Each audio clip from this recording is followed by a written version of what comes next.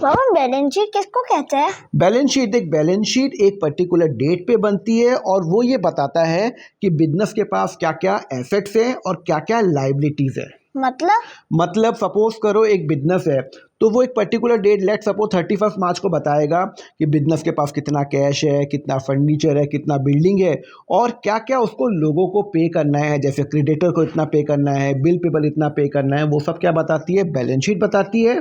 और हाँ, जो कैपिटल होता है ना वो भी बैलेंस शीट के अंदर लाइबिलिटी साइड में आती है। कैपिटल ये क्या होता है? कैपिटल का मतलब जो ओनर बिजनेस में पैसा लगाता है, जो मालिक बिजनेस में पैसा लगाता है, उसको मैं क्या बोलता हूँ? कैपिटल बोलता हूँ। कैपिटल लाइबिलिटी में क्यों आती है? कैपिटल लाइबिलिटी में इसलिए आती है, मैं तेरे को एग्जांपल देता हूँ। सपोज करो राहुल ने 10 लाख रुपए बिजनेस में लगाए, तो बिजनेस के पास 10 लाख रुपए आ गए। अब बिजनेस को 10 लाख रुपए फ्यूचर में वो राहुल को वापस तो भी तो देने हैं ना फ्यूचर में, इसीलिए वो कैपिटल है, वो लाइबिलिटी के अंदर आता है। क्लियर है? हाँ।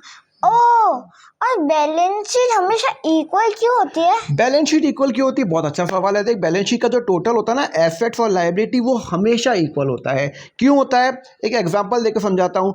बिजनेस के पास अगर 20 लाख रुपए कैश पड़ा हुआ है या एसेट पड़ा हुआ है, तो वो जो एसेट है कहीं ना कहीं से तो आया होगा, या तो वो मालिक ने लगाया होगा, या फिर हमने कोई बैंक से उधार लिया होगा, या हमने अपने इंटरनल प्रॉफिट से कमाया होगा। इसलिए एसेट और लायबिलिटी बैलेंस शीट में हमेशा इक्वल होती है, तो इसे बैलेंस शीट कहते हैं। इससे बैलेंस शीट कहते हैं। और अगर आपको अकाउंट्स का पूरा कोर्स चाहिए 10 घंटे का, जहां पे A to Z मैंने पूरा अकाउंट समझा रखा है और आप बैलेंस शीट में एक्सपर्ट बन जाओगे, तो फटाफट नीचे टाइप करो कोर्स और मैं आपको उस कोर्स का लिंक भेज दूंगा।